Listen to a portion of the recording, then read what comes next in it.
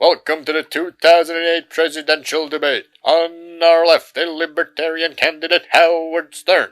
On our right, a superhero and champion of all people, Underdog. Underdog, what would you do to protect Americans from onset of bird flu?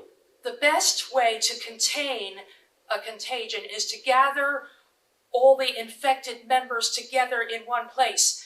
And having X-ray vision, I can see which birds are sick and which ones are not. Howard Stern, what would you do to prevent spread of bird flu? I would hire tons of cats to eat only birds with the avian flu. In doing that, the cats could very well get sick from the birds, and then you'd have a great many feline deaths on your hands. Oh, that's just rubbish. Okay, Underdog, how do you feel about terrorism? Well, speaking from my own experience, I have suffered terrorist attacks firsthand, because when I'm in parades or other public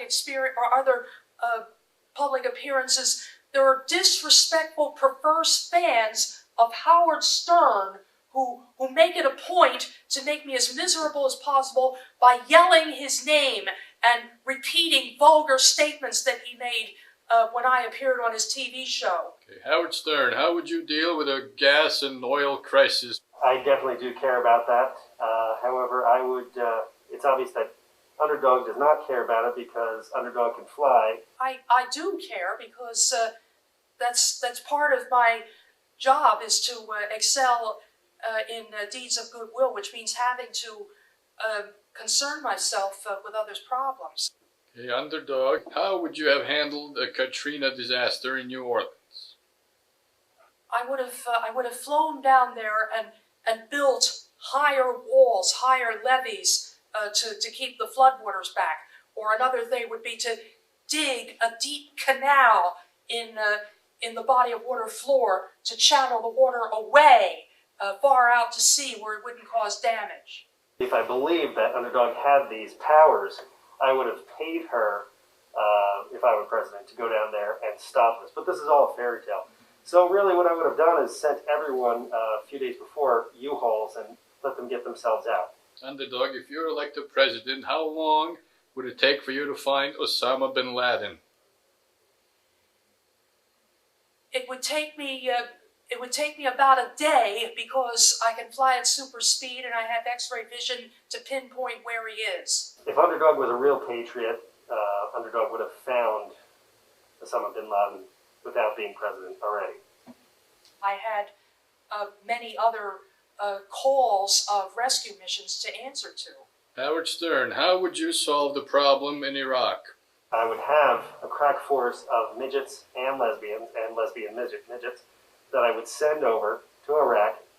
They would distract the insurgents, and we'd be able to install democracy. I don't see why he insists only on lesbians to solve the world's problems. I would rid the area of all the destructive weapons. After destroying all the weapons, they would have nothing left to fight with.